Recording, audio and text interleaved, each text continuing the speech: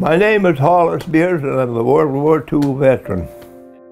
We had a train that left Banksboro at 8 o'clock in the morning, went to Bangor, and come back about 8 o'clock at night. It had one passenger car on it. And of course, if your parents worked for the railroad, they got a free pass, so we could go to Bangor anytime in that train for nothing. And I put down, went in, signed the papers, and within a week or so, they called me to report.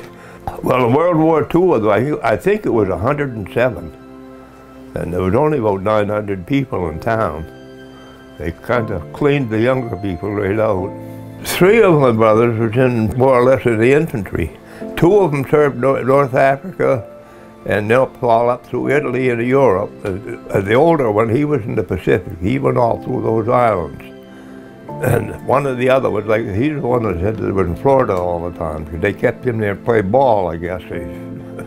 I really believe he could have made the Major League pitcher if he'd had the place and the opportunity. My father was a trial judge.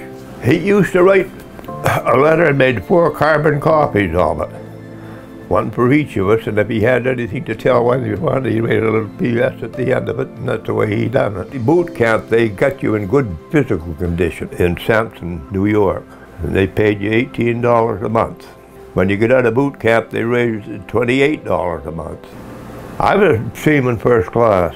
I didn't want to dig a hole in the ground to be in the trenches or anything. I thought I liked the Navy, be at sea and you see more. The tanker I was on was USS Noxubee. Gunnery, shoot the guns, anti-aircraft guns. It was a pretty good shot coming from Maine. Other than that, when you was at sea, you done whatever work needed to be done. So there was only about 75 of us on there. That aircraft carrier had about 2,900 or so in the crew. Anywhere from Panama to Newfoundland I was on patrol with. The second time it was all over. I was down from Panama to Newfoundland and all over the Mediterranean, through the canal down to Korea. All of North Africa and Europe and the Mediterranean, most all of the places there. Because it was small, we could get straight into port and tie up, but the big ships had to anchor out. Took things as they come along. And be careful about smoking. I didn't smoke, but others, but with that gasoline, 150-gallon barrels of gasoline under you, you was careful, but it was good service. A lot of it was exciting, and a lot of it was boring, you know. And you met an awful lot of people that, you know, while you was there. You had certain jobs to do, and you done them. If you didn't, you was in trouble. But as long as you done what you were supposed to, it was fine.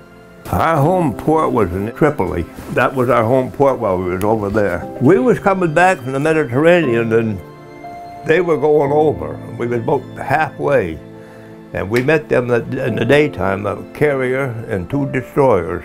And that night, somebody screwed up, and that one of the destroyers went in front of the carrier and it hit it, and it sunk it. And it was 170 odd that all went down with it. There was only 2 or 3 got off it. They didn't send us back, because that tanker was so slow. There was other ships around that got there first. And that's when starting right there with the hurricane we was in. We were coming back to Norfolk, Virginia, but we was out beyond Bermuda. We were heading down that area. There's the waves hitting the side. There they're coming right over the ship. There was a ramp that walked down to go forward. Couldn't go over that one. The wave was coming right in over for a while.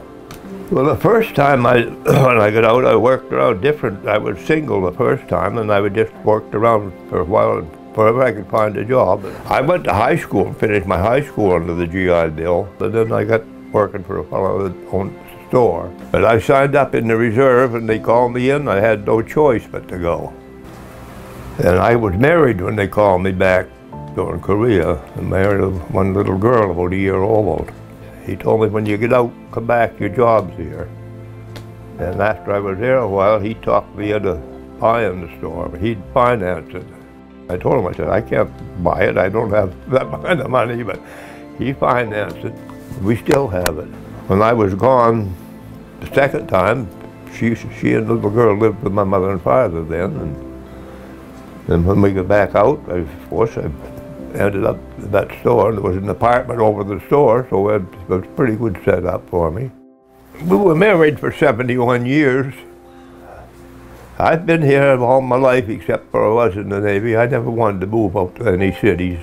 I really got no complaints. Everybody used me good. And I got everything I want, and I got enough Social Security to live on. I don't claim to be a hero. I'm the only World War II veteran left in town.